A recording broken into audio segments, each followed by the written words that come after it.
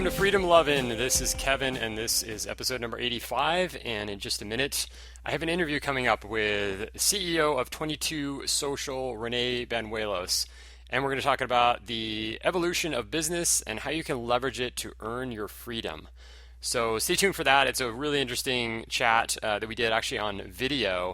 And we did that in the offices of 22Social in downtown San Diego. And so I have a video up as well for that interview on my YouTube channel, which is just Live in Freedom. And so it's youtube.com/liveinfreedom. And it's Livin, Live in Freedom. So you could look at it as living, like live in freedom, or live in freedom. So anyway, Freedom Lovin' wasn't available. So that's up on YouTube. And just a couple things before we get to that interview. Last week I talked about the sound quality. It's gotten better apparently, and it's going to get even better because I ordered a microphone that should be here soon called the Blue Yeti, and that will improve the sound quality of all these podcasts. So I'm really looking forward to that, and I hope everybody has the patience to keep hanging on with this sound quality, which isn't terrible but could be a lot better. Also, if you like any of these episodes that you have heard from Freedom Lovin' here, it'd be great if you could give us a rating and review on iTunes. So if you could just open up your iTunes and quickly type in a review and give us a 5-star rating if you like the podcast, that would be awesome. And then let me know, and then I will read it on the next show, and then hopefully we can be friends on Facebook as well.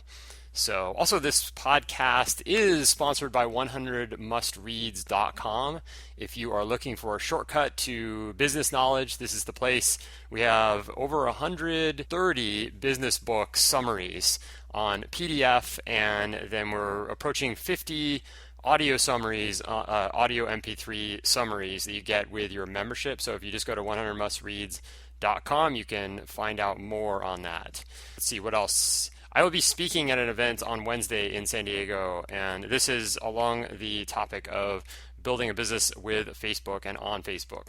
And Rene, the guy that I'm interviewing here today, is going to be the featured speaker, and then I am going to be speaking about my experiences using 22Social and using Facebook to build my business at tryswimcoach.com.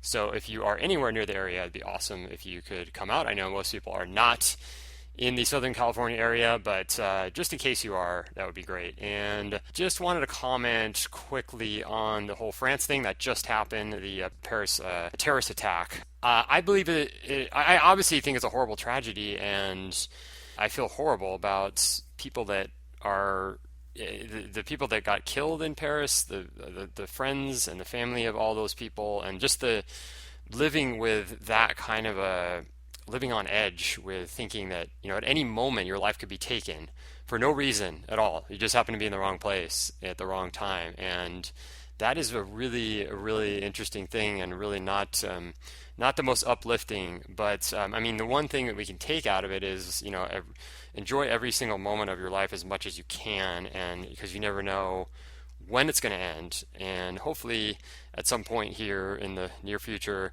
the life extension stuff starts coming out and we can live a little more than we initially had planned on. But in the meantime, I think it really goes back to what can you do? Now, I was having a conversation with a friend last night about some relationship issues that she was facing, and she brought up the France thing and said, oh, it's just terrible, like there's all these bad things happening. And I said, well, yeah, it is, but how much focus can you put on that?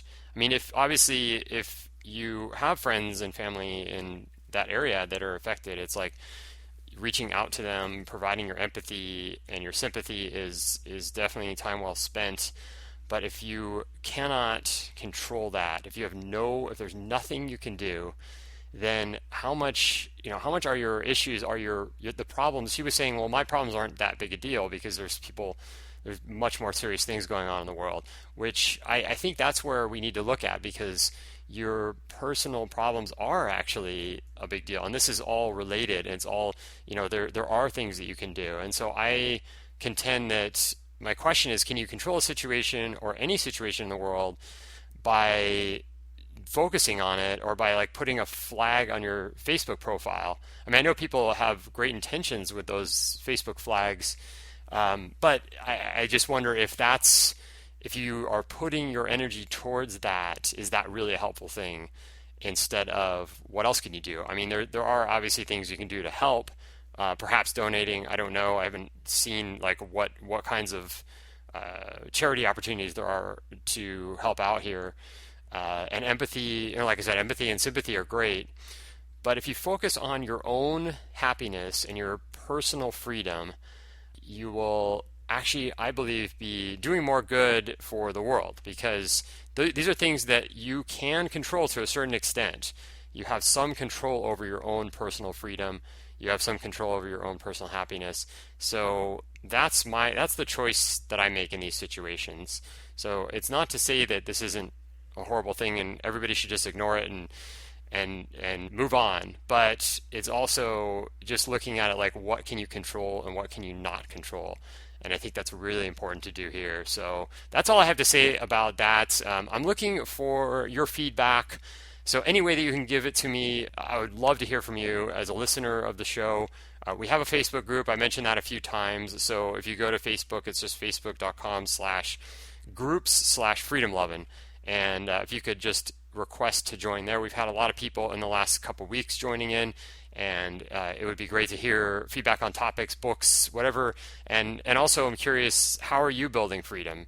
What are you doing in your life that is bringing you more freedom? I'd love to hear back from you in any way. So let me know, and we'll talk about that. Hopefully we can talk about that in the group, and then we'll talk about it on an upcoming show. So I've got a lot of interesting topics and guests coming up. But today, enjoy the interview with Rene Banuelos and go out there and build some freedom, and we'll talk to you very soon. Great. Well, I'm really excited to have today Rene Banuelos from 22Social on the show, and we're going to talk about the evolution of business and how you can leverage it to earn your freedom. And so this podcast is going to be kind of a dual show between freedomlovin.com and then SoCal Marketing Club, which we have an event coming up in about a week. And Rene is going to be speaking there, and along with myself. So just kind of a little preview here. And I want to give an introduction to Rene before we get started. So Rene is the founder and CEO and CTO of 22Social. And that's a Facebook marketing app that allows businesses to execute hyper-social marketing strategies by creating promo pages on their fan pages and mobile sites. And 22Social has thousands of users that have used the app to help them collect more than 300,000 leads and generate millions in revenue.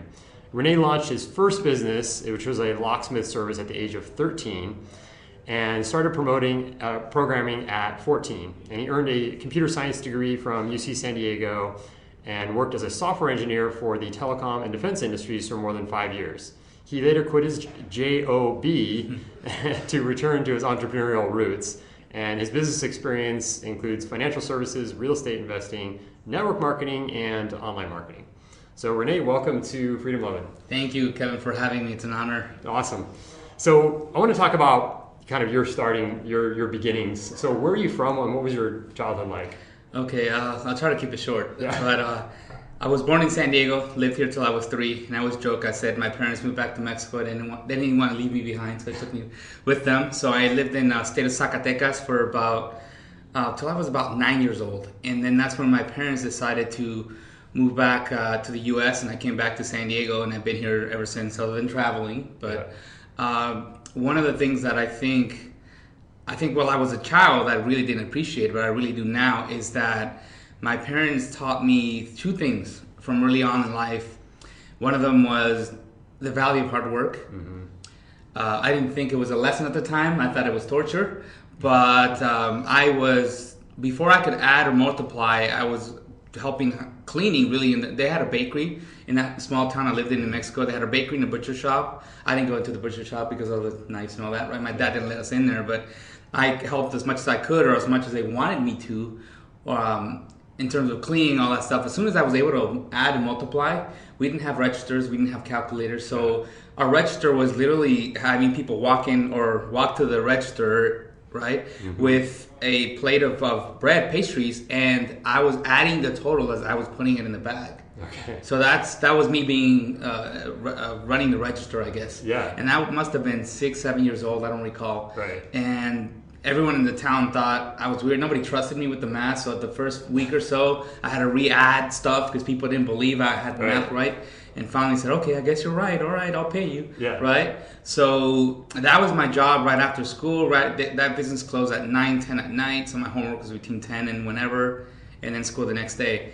That was my childhood till I was 9, up to 9. That's when we moved back. They shut those businesses down, and we moved here. So I said 2 lessons, right? The first one was the value of hard work. I'm not afraid of a little work. I've been working since I can remember. Yeah. I think I'm quite the opposite. So it's hard for me to be free because I love work. Yeah. So to me, freedom is actually having the chance to work on what I want to work on when I want to work on it. It's not necessarily not working. But they also taught me the value of entrepreneurship. Yeah. And growing up, I thought I was at a disadvantage because my parents didn't go to college. They don't have high school degrees. So I thought whenever I had a problem, once we moved back and I had a problem, let's say in high school or whatever, I couldn't ask them for help. Yeah.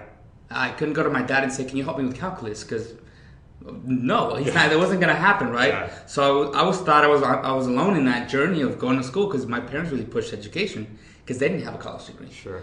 But while they're pushing that, at the same time, they're showing me how to be an entrepreneur, and they're showing me how, in a lot of ways, being an entrepreneur is so much better and has so much more freedoms than just having some degree. Completely. But I was the rebel in my family. I wasn't going to be an entrepreneur, right?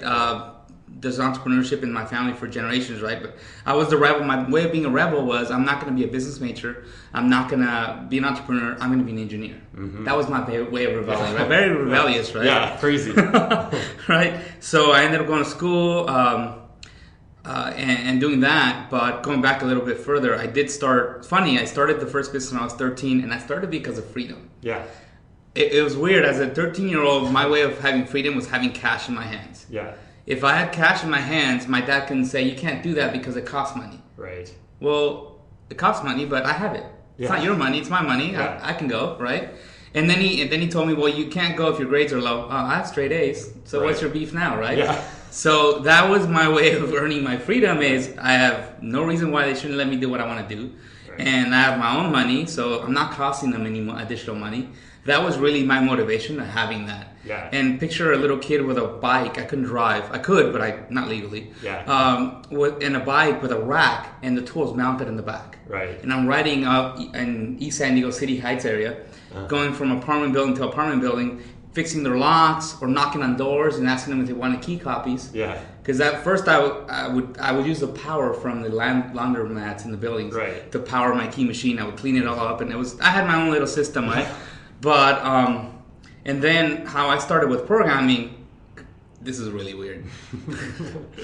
I didn't have time to do all the homework in math.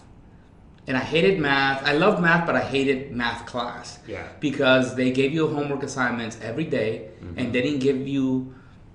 The teacher wouldn't give me assignments ahead of time. Mm-hmm. She said, "Well, I'll give you Thursday's homework on Wednesday." And I would ask her, "Can you give me like a month's worth of homework? I'll just knock it out on one weekend, and I'm free." It's funny, right? Yeah. And I'm free, but I'm free to do other homework, right? Yeah.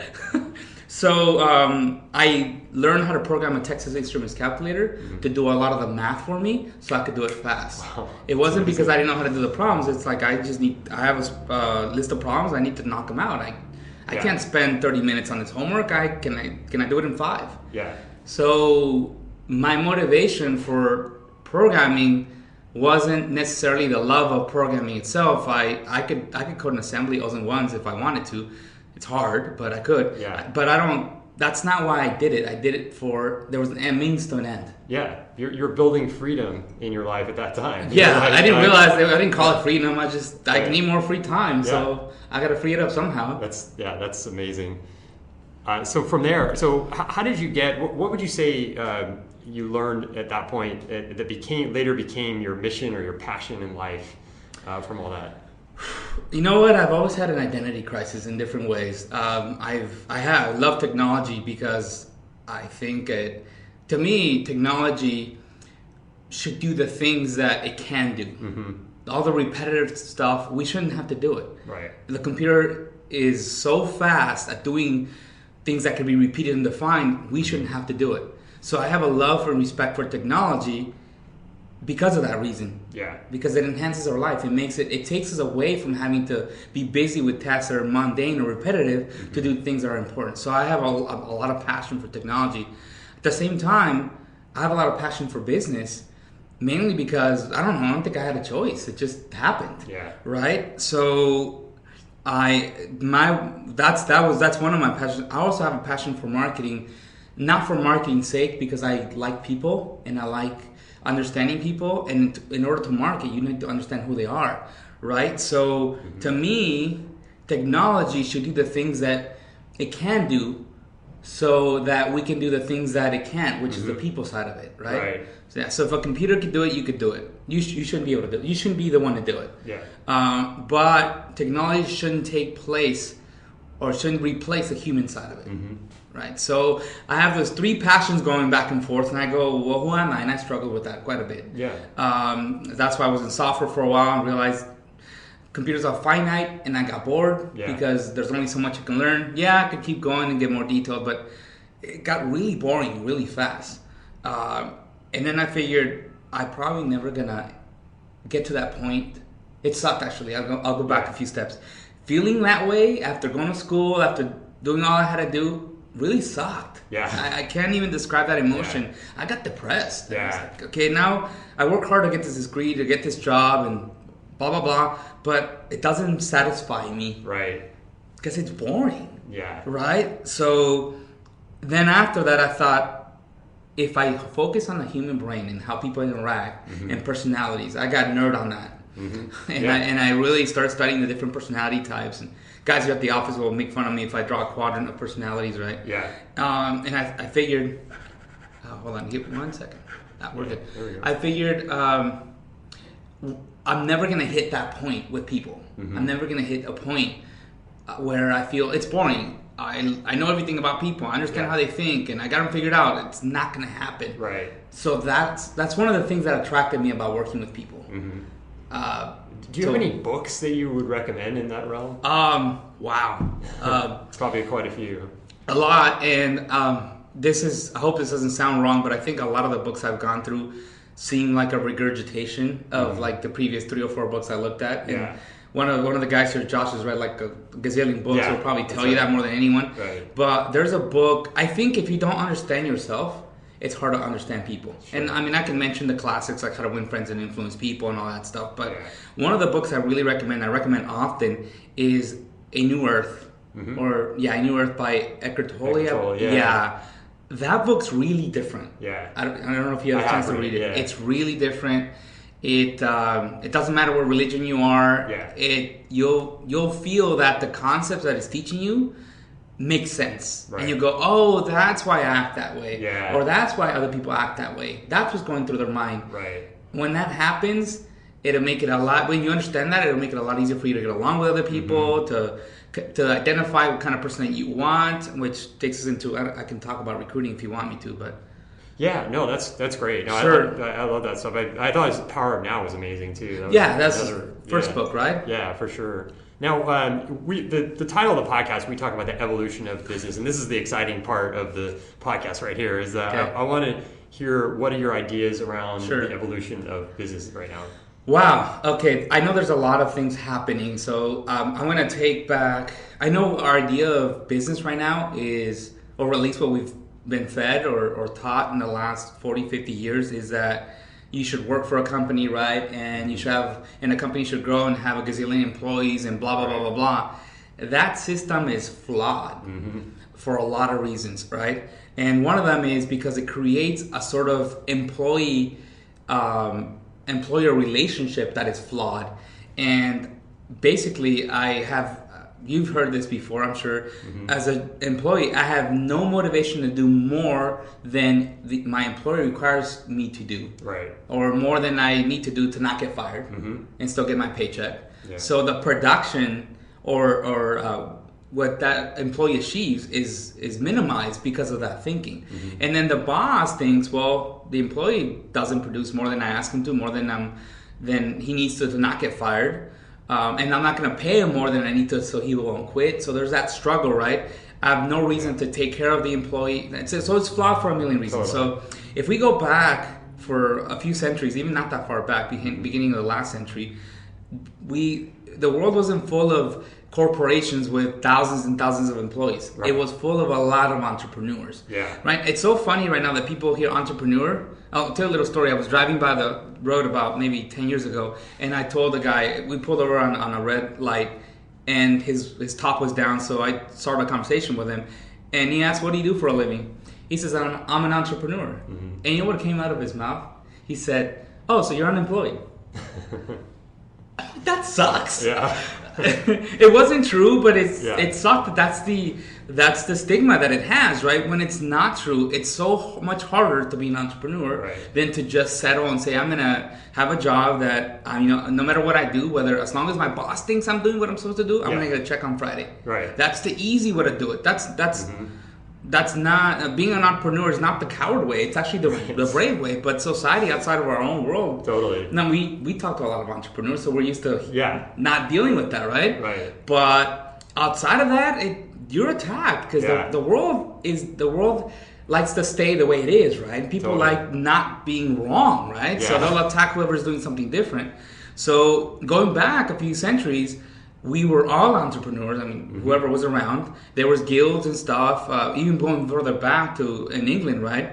There was trade guilds, and people would take in sort of an intern, let's say, or a trainee, and they would train them, and eventually that trainee would go up and open his own shoe shop or whatever, or blacksmith shop, and the system produced other entrepreneurs. Yeah. And it was healthy because now that entrepreneur had a reason to innovate, to do something better, to improve the product that they were offering, because he or she knew, back then it was probably mainly he, but don't get offended, that if that product was better or it served the market better, he was going to sell more. Yeah. So naturally more quality got produced, right? And now there wasn't any of that funny relationship we talked about earlier. All that was out. But now in this last century, the last maybe 40 or 50 years, the whole concept of company man, right, which it's in shattered now, came about, and society was retraining to thinking that the normal was having a job and just selling out. Selling out to something that wasn't you. Right. And look, there's people who are hearing this and probably have a job. If you're happy and you love it, great. Yeah. But that's probably not most people. Right. If you're the exception, great, then you should be there.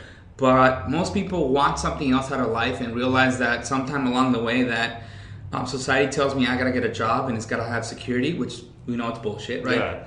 I remember the first time I was laid off, I was pissed off. Right. I was the entrepreneur. I was the engineer of the year for the company I was working for. 3 months later, they fired me. Wow. Because my boss was in some meeting and the list said contractors, and we don't need those. X. Just crossed off the list. Huh? And my boss comes back from vacation going, what? We need them. Yeah. Well, I stuck it to them because they paid me 3 times as much when I came back. So I got even. But sorry, I had to say that. But anyway, going back, now we're transitioning again. Now because of a lot of things that are happening. Number one, there is no security, right? It's hard for companies to create that security. It's expensive. Yeah. Creating security is really, really expensive for those big corporations. They can't just keep you. They can't just pay you a defined benefit plan that says when you retire, you're gonna be getting 80% of your pay. It's expensive. Yeah, totally. It's really expensive. So it's not viable. So what's happening now is a lot more people are getting laid off in different times, and companies are learning maybe we should shrink, and we don't need employee number 10,005 to 10,000 or to 11,000. Those numbers are going. Yeah. So now what's beautiful about that is now it's forcing people to relearn what we never knew or what we lost in a few generations is how to actually be first a freelancer. I think that's the first way to buy some of their freedom back or earn some of your freedom back is learn how to be a freelancer. So if you're still stuck in good old corporate America, anyone around you, and I was in that spot in 2005 when I left, everybody thought I was nuts. All my coworkers thought I was crazy, and I was dumb, and I was stupid, and idiot, and all a bunch of other words that came out of their mouth. But if you're stuck in that world, I would say don't share with the ideas with coworkers if you feel they're not ready to hear it, because all you're gonna hear is bashing, right?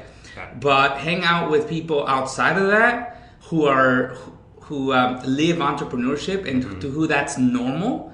So it'll start feeling like it's normal to you. You won't freak out. Yeah. That, oh my God, I'm trying this new thing and I'm alone and no one's supporting me and I don't have an employee to complain. I mean, a boss to complain to. You're on your own, buddy. Yeah, But yeah, go ahead. It's a really good point. And I had Taylor Pearson on like a couple months ago on the show, and he wrote a book called The End of Jobs. And nice. It just goes exactly into what you're talking about here, and I think that's the more people that I talk to in the entrepreneur world, I just hear that over and over. It's just the landscape is just changing completely, really fast. Yeah, and it's cool to hear you say that. And so now you have here at 22Social and Avis, you have kind of a unique way of doing leadership. And we talked about that, and so I'd like to hear what your philosophy is there on leadership. I'll make it short because I'm looking at the time and I'm long-winded. I told you. Yeah, that's all good. I think I hate that relationship, employee relationship. Right. So some people tell me I'm a good leader, and I'll be honest, I'm not. I actually suck at it, but I cheat, and this is how I cheat. Mm-hmm. I think I'm really good at recruiting, and I will say that. And I recruit the people who don't need to be led. Right. And so that's one of the things. That's one of the ways I cheat. Is actually I'm a really, really good recruiter, and the only way to find those people is to attract the people who are entrepreneurial minded. Yeah. And with that, I allow people to do side work, depending on who they are. But I encourage entrepreneurship inside the company, and they can go out and do whatever they want. I don't restrict them. I don't tell them like you can't do this because you're taking the company time. As long as they're doing what they're supposed to be doing, I'm happy. Mm-hmm. And that keeps that entrepreneurial spirit alive inside the company. Last thing I'm going to do is actually kill it, because then I won't have it and they won't apply it to whatever we're working on. Yeah. So I keep that alive. So it keeps that spirit alive. They innovate. They do more than they're supposed to do. And it doesn't require me to manage. Mm-hmm. And more purely leadership instead of management. Micromanaging sucks. I don't have time to do it. Yeah. All right. I want to make sure I give them, you know what, this is your piece of the box. Go for it. I know it's going to be done well. Yeah. And they're going to exceed my expectations. Mainly because they're that kind of person. Mm-hmm. So leadership starts in recruiting. Right. So before you can lead, you got to recruit well. And anyway, that's my cheat on leadership. Mm-hmm. But I want to go back to the evolution of business. So I said freelancer, right? I think what's going to happen, I think that model I just described, I'm biased because I use it. Yeah. I recommend that a lot of people do it. I think there's a model that I call the accordion business, where most of the people who are servicing the parts of your business are freelancers or outsourcing people. Mm-hmm. Freelancers that when you give them a chunk of a project, let's say you're doing marketing or something and you need someone to write some copy for you. Instead of hiring an employee, hire a freelancer. Yeah. All right? And because that freelancer is going to do a good job because they want repeat business. Yeah. So you're going to look better with your client because that freelancer did a good job, right? And it all goes from there. Another thing that's happening in business is that now it's actually becoming a lot easier to be an entrepreneur than it was 20, 30, 40 years ago. Mm-hmm. Because I think the system realizes that it doesn't have a choice. Right. That I'm going to say something I've been repeating for the last few weeks, and I want validation on this. So hopefully whoever's hearing this, I want to really talk about this offline somewhere. But I feel I was in financial services for about 4 or 5 years. Mm-hmm. So things changed from a defined defined benefit plan, meaning you get this retirement if you work so many years. That's the benefit is defined, to a defined contribution, meaning if you contribute this amount of dollars, we'll put it in the market. We don't know how much you're going to get, but we're defining what you can contribute. Yeah. What that did to the economy is that it flooded the market with dollars. Mm-hmm. Now there's all these dollars on these 401ks. Yeah. You know that whole thing, you can't pull it out till you're 59 and a half. Because we don't want you to spend it before your retirement. Bullshit. Yeah. It's about keeping it in the markets so that you have to invest in stock or mutual funds or whatever vehicle you have in there, and that money stays in the market. Yeah. It actually created, in my opinion, artificial inflation of the value of a stock because there are so many more people willing to buy shares than selling them. Right. Well, now a lot of those people, the baby boomers, are out of retirement. They're cashing out. Yeah. The market's going to hurt because that money's not going to be there inflating it. Yeah. And because less people believe in their 401ks and all that, especially after the crash. But what is changing is what Obama did with the Jobs Act, or whoever was responsible, I think it was him. But where now, I've done a lot of crowdfunding of the team here, projects where we help them actually, it's one of the things we do, right? I apply our platform to help people launch things and crowdfunding like Kickstarter, Indigos, they're about launching products, right? So I've been exposed to that world quite a bit. And what's changing now, I should say, let me back up a bit. The way that's designed now is that you can fund a project or a product in exchange for a product. So you can say, here's $100, Mr. Entrepreneur. I know you realize you have this cool gadget I want. Yeah. So with that, you're committing to giving me one of those gadgets in 6 months when you have it. Right. So that's how they're raising funds because they're not able to do it for shares. Well, the Jobs Act changed that. So now what you're going to see, I don't know if Kickstarter is going to adapt to that, but I feel, and maybe I'm wrong, but I have a pretty strong feeling I'm not, is that now we're going to raise, there's going to be platforms that are going to grow that allow entrepreneurs to do the same thing, but instead of the exchange being money for promise of a future product, is money for exchange for shares. That's what they opened up. So what happened in I don't know if it was 50s, somebody tell me what year it was, I don't know. It's going to happen again, and history is going to repeat itself. And that's going to drive the economy for another 10, 20, 30, 40 years. Yeah. So we're not an entrepreneur bubble. Gary Vaynerchuk says that. I disagree with you. If you're I don't know if he's going to watch, but we're not. That's going to keep that bubble inflated for decades. Yeah. Because money's going to be available again. Right. To flood those little businesses. It's not. And what's great is it's not buying. People won't be buying shares in Apple or IBM or whatever. They're buying shares in your idea. Yeah, that's so. Awesome. If I could leave you with something, I don't know how much time we have left. We have time. I'll keep talking. Let's talk a little more. Let's talk about 22Social. Sure. So now we talked about launching things, right? I think I told you I had an identity crisis for a long time between marketing and people, technology, and business, right? And what I'm blessed because 22Social, the fact that it exists, has allowed me to actually have all three. I cheat because my title says CEO, but I'll go down and code if I want to. Yeah. And the guys like that, I have fun with. And for a long time, I couldn't afford more programmers, so I did it. Yeah. I got my hands dirty, quote unquote, and did it. A lot of the programming was me in the design.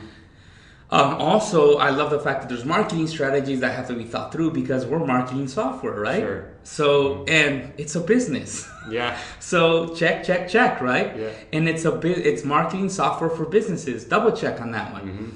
So and I'm not saying I'm perfect at it, but I do know that I have a really, really solid team. Going back to the example I had business, I have people on my team who are good at different things. They're very different. They're all entrepreneurial, but they have their little niche that they're talented at, and they're nerds on that particular subcategory. Yeah. So I get to leverage and look good. Sorry. Our focus is to make it as easy as possible for you to go from, you know what, I'm an expert in this idea, and I'm really good at it, but I don't know how to sell it. I don't know how to market. I don't know how to tell people about it. Name me something. Well, it's not your case. You're good at marketing, but let's say you're brand new and you're promoting your Swim Coach. Yeah. And you're really, really good at it. You know the tricks and the ins and outs. Right. You're not just some other info marketer that kind of did some research and knows something. You actually know it, right? And I have a lot of respect for that, by the way.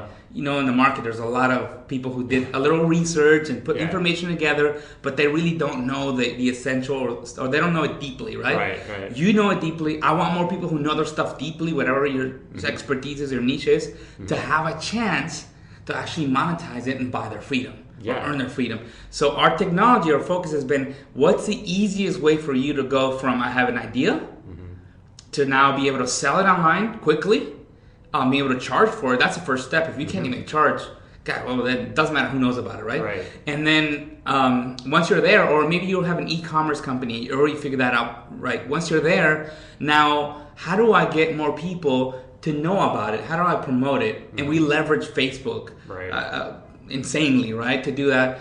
Also, now how do I get those people to tell other people about it? And in a way, not crowdfund your company, but crowdsource your marketing that way. But by empowering the people who love what you do, and you're going to have people love what you do because you're good at it, right? Exactly. Tell their friends about it. Make it as easy as possible for them to tell a friend. Yeah. When you love a product, let's say you're walking down the street and you go to a donut shop and it's the best, bad example, I guess. It's the best donut, right? Yeah. And you want to tell your friends about it. You're busy. You don't have time to call everybody or even get on Facebook and chat. And it's like, it's a donut. Yeah. Right? Again, it's a bad example, but if it was really easy for you to do, if you're in that coffee shop and you said, oh, I like it, let me tell a friend and I'm going to get another free donut. And you click a button, right? Yeah. Or I'm going to get a chance to win this or win that. Right. And it was really easy for you. It didn't take a lot of your time and you were rewarded for it. Yeah. That empowers you, makes it easy for you to tell everybody and your friends about it. So now that donut shop has a lot more people buying donuts. Right? So now you're the same thing with your Try Swim Coach business. Now people who love what you do and got value out of it appreciate the fact that they didn't struggle to learn that. Right. Now that's even easier than a donut, right? Yeah. So there we go. If you refer someone to my Try Swim Coach, you get a free donut. That's what we're doing now. It's a carb-free donut, right? That's right. Yeah. No carbs. No carbs. No gluten.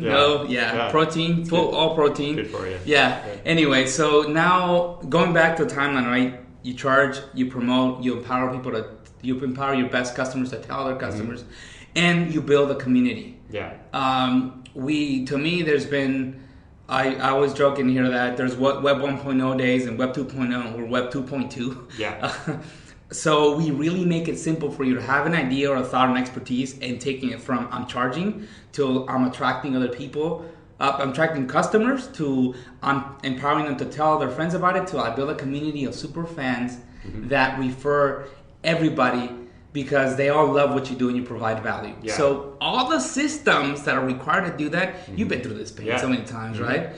We simplified as best as we could to date, and we're working constantly on making it better and easier. And you guys are your target audience is the beginners or the more advanced? Because I consider myself sort of more, not necessarily a beginner, but I'm using your system right now, and it's been so helpful that I've been able to create a course that wasn't even exactly what I do, but it's a new course. Okay. And the timeline of how long it took me to build it was like probably a third or less than I would have if I had to go and build a WordPress site and then get the membership plugin and do all the things that I would have had to do. I just, got in with 22Social and it was like, there it is.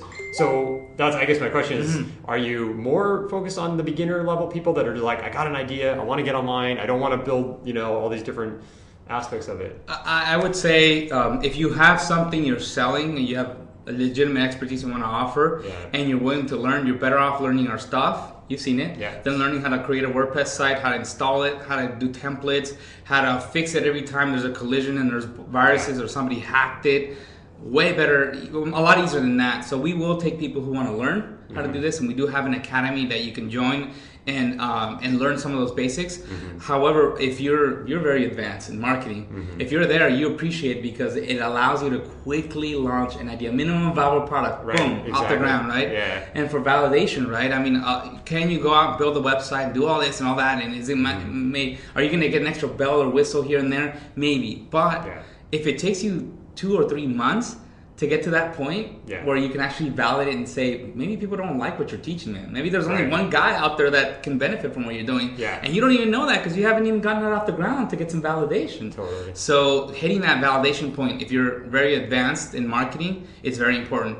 Also, if you're used to the traditional, it's weird that those words are going to be put together, traditional internet marketing, where you're creating a landing page, collecting an email, and maybe upselling them to a product.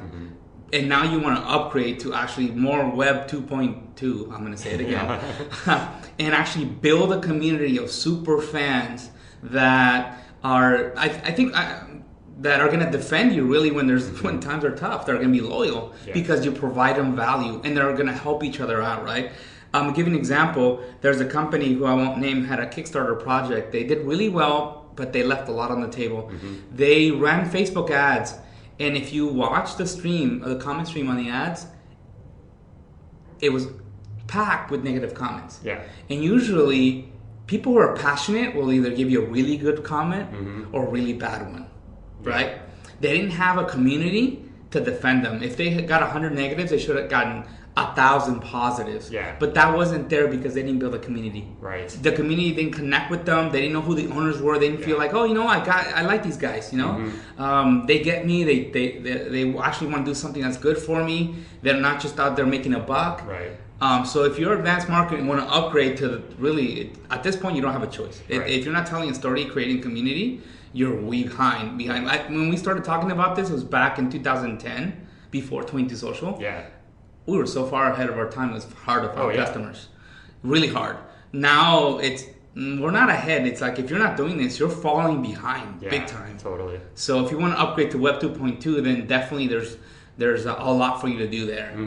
Yeah. But anyway, I told you it was long-winded. Yeah. No, that's great. No, I mean, I'm so excited about what you guys are doing. And I when I found out about it, I was like, I can't believe this is like, this was here. I didn't know about it because this is like exactly what I was trying to do like 2 years ago. And I'm like, oh, it's not on the market. But then I found 22Social, and it's like, I mean, there's just so many things to do that you can do with it. And that's why I wanted you to come on Freedom Lovin', because it is all about building freedom. This is the fastest way you can get there. I mean, I'm sure there are other ways to do this, but as far as I know, this is the fastest way to get like a product from zero to launch, you know, that I'm aware of. And so, and that's the biggest struggle is that first part is like people that are building a business, they have an idea, they've got all this content, they've got all these things that they're thinking about, and they're like, how do I build it? How do I do this? And that's, so I think to me, this is like the missing piece of the puzzle.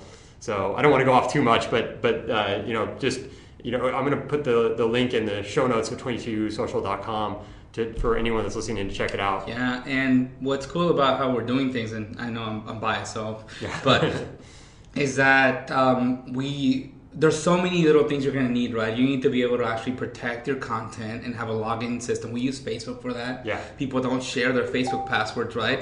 Right? You don't want your friends to go through your comment, through your messages and all that. Right. So that's how we protect the content, and it's all done for you. You just click, and add your content, and boom, Facebook logins on, activated for your stuff. Yeah. We have integration with PayPal, so all the payment stuff's handled. You can even have affiliates if you want, so that's handled. If you want to have maybe one of your friends actually send you customers that you want to pay them automatically, it actually does the payment for you. You don't have to worry about that. To running promotion, let's say you want to give something away, we have a system for you to be able to choose a random winner that encourages people to share with friends to get more chances to win. So the promotion side, I call it the viral driver, right? What's going to get people to help you go viral, right? We have that. If you want to do a simple little giveaway that maybe it's a free PDF in exchange for a lead, we have that. I mean, if you want to run a live hangout and actually invite people to it with a registration system where people become a lead first before they can watch, and they have a chance to tell their friends. You can combine these strategies, right? We have that. I mean, on and on. I can keep going on and forever. Yeah. But one last thing, a lead. No one has a lead like we have a lead. I don't know if you thought of that, but our lead is a different. If you heard of lead being a name and an email, yeah, that's 1.0 lead. Yeah. A 2.2 lead is you have a name, an email, a date of birth, a location. You may not want to sell outside the U.S., or you may, right? Yeah. It's good to know who's buying from you. A location, a gender, a date of birth, if I missed that one, a Facebook ID to run ads to them when you're ready to do that. That's a lead. Not only that, and a person in a Facebook group, not a like on a fan page, a member of a group. Yeah. That's a lead. Yeah. If there ever was one, that's a lead. Yeah, I was kind of blown away when I was sending people to a fan page for my course, and I didn't understand the system completely, but then I found out that people that click on your buy button but then don't buy, they actually end up in it's called a SRM, and you can actually go and see who they are and click on their profile, and it'll actually give you their email address. So I was sitting there emailing all these people one by one and just going, hey, I saw that you were interested and just curious what you thought. And I actually got one person to buy from that. So it's cool. I mean, it was or at least feedback, right? Yeah. Oh, yeah, you know exactly. what? I didn't believe your stuff was gonna work. Yeah. I mean, whatever, or something, right? Yeah. It's always good to know the bad stuff. Yeah, it's great to connect with Right. these people that usually would never know. Like they just disappear and they're you have no idea what happened. Right. So yeah, so this has been great stuff. So I want to throw out something totally unrelated to the software side and business side. You're also in triathlon. You're doing some triathlons, and that's something that I teach a little bit with the swimming and everything. And it's hard to even talk about it now. I haven't been on my bike for 4 weeks now. It's been working. It just it hurts. But I got both shoulders hurt. I injured one, and then I recovered, started riding again, and I injured the other one. So now I'm actually just running. I'm prepping for a half marathon in like 2 weeks. I'm so far behind, so I'm running like almost every single day to get ready for it. Yeah. But so my goal now, and now it's cold. Now I have to really do it. Now I should get a wetsuit and do the open water stuff right soon. But I think swimming is one of the hardest things, God. I've been doing pool swimming, but I love it. Yeah. Because in 15 minutes, if you really try, you get a workout. Yeah, absolutely. To get that kind of workout on a bike, I need to ride for 3 or 4 hours to even come close to that. Yeah. So that's what I did love about swimming, and I just got to get back into it. But so I really appreciate the fact that you have a course that teaches people all the mechanics and stuff like that. Yeah. It's like anything else. There's so much information out there that I don't even know where to start. Yeah. So just like, and I'm going to go back to freedom, just like Kevin has that course, right, and a few other ones there as well. There's people out there who want to know what you know, and they don't want to go through the crap out there that's just information, somebody just gathering information, slapping it together, thinking someone's going to pay something for this. They want to know about your true passion, because you're going to be so much better at it because you love what you do and you understand it, you internalize it. So the world wants to hear, and they're ready to pay for what you got to offer. Absolutely. So that's one of our goals here, is to really I always screw up this word, man. I guess my ESL is kicking in. Just open it up so anyone can really share that value that they have to the world. Right. Yeah. Right. So that's anyway, awesome. I told you I'm long-winded. Yeah. No, it's this has been really fun, Rene. I really appreciate you coming on.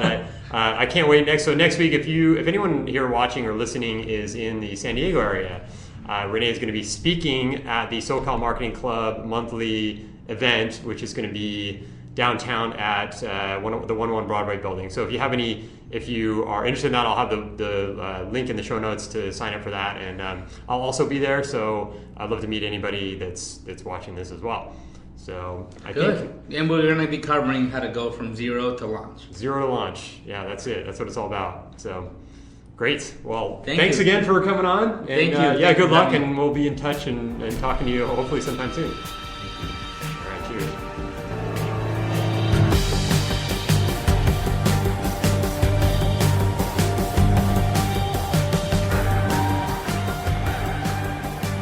Thanks again for listening to another episode of the Freedom London podcast.